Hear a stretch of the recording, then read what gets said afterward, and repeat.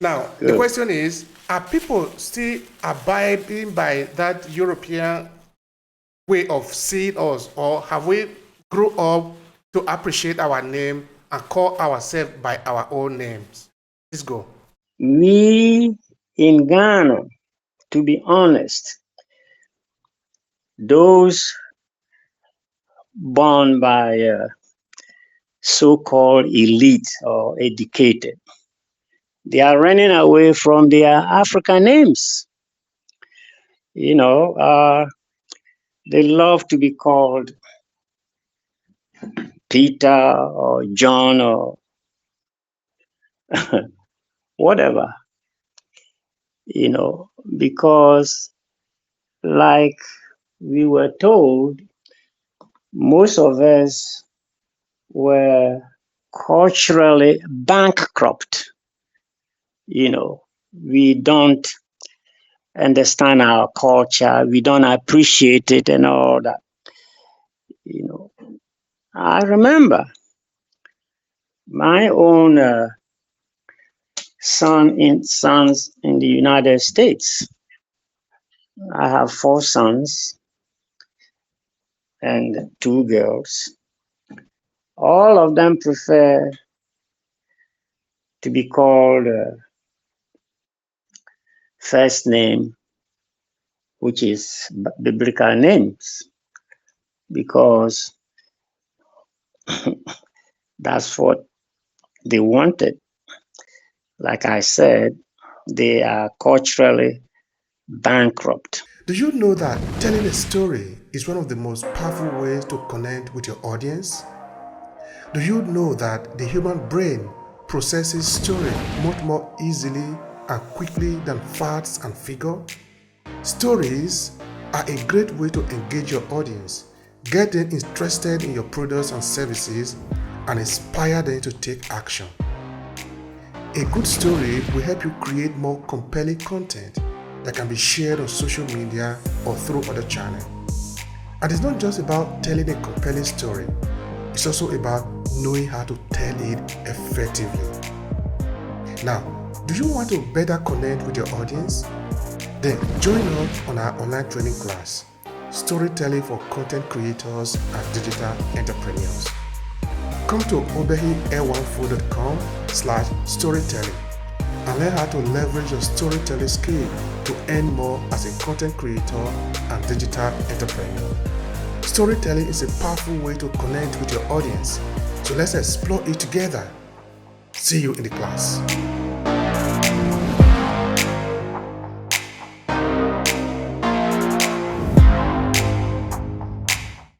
So they prefer what uh, they've been told. When I was teaching in the United States, I preferred to be called Quam by my colleagues, professors, instructors, and all that, because I said, if you call me Joseph, here is a Ghanaian who is lost in America. Because one day you may have an African in your class, or especially a Ghanaian. And I said, oh, I know one Ghanaian. He's called Joseph. and, and the student will laugh. He said, there's no Joseph in Ghana.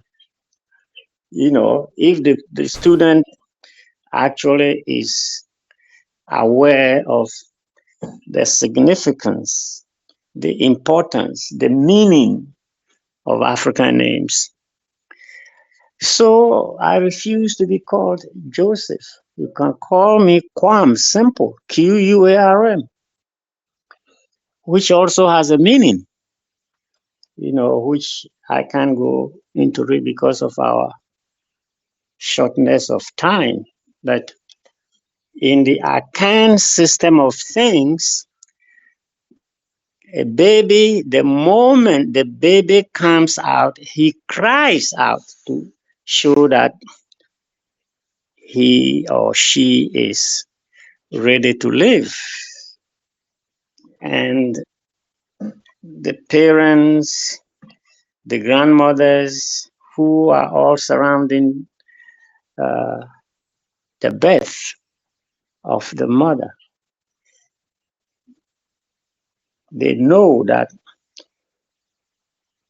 a name is very important. So the Akan system has 7 distinct names for babies. The moment you come out and you give your first cry, they greet you, they respond. Like me, I was born on Saturday,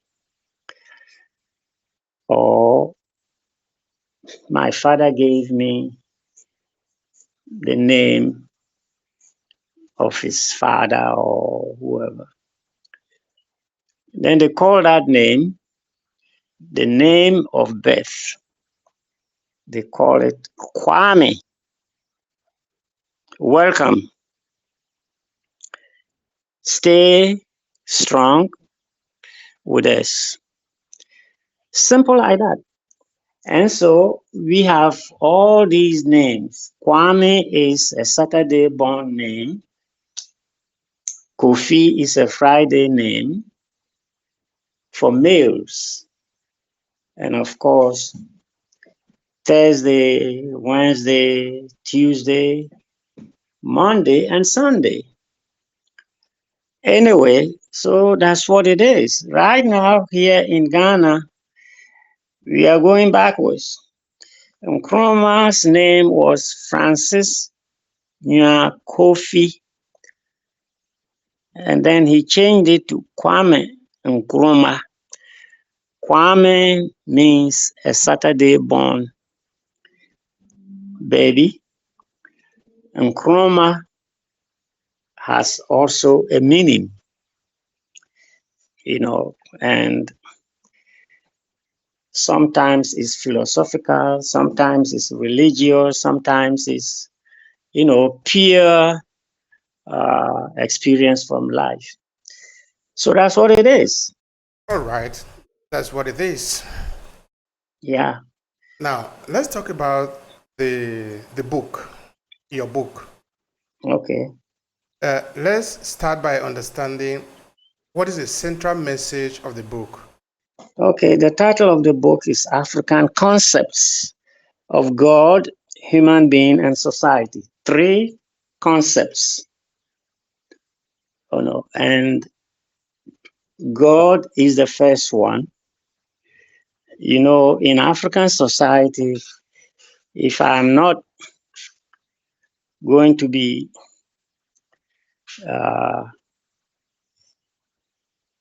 a liar or whatever, we Africans are intoxicated with the name God.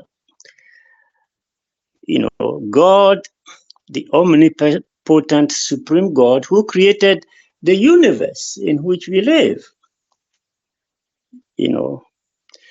So the central theme of God is, according to my book, the one who created everything. And for that matter, we Nzemers are intoxicated with that name. Everything we do, we mention God. And sometimes for foreigners who do not know our culture, they try to tell us, what is this God for? And I've been told before in my student days in the United States, you greet somebody, good morning, sir. They say, good morning. How are you? Instead of saying, I'm quite well, he will say, oh,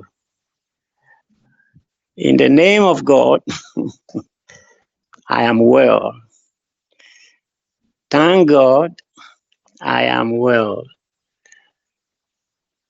Thank God, I exist. So I use it in my book. It's like we are intoxicated to the extent that certain things that we can do by ourselves, we first mention God first, to the extent that we relegate our existence and what we can do. Although God made us, we know that, and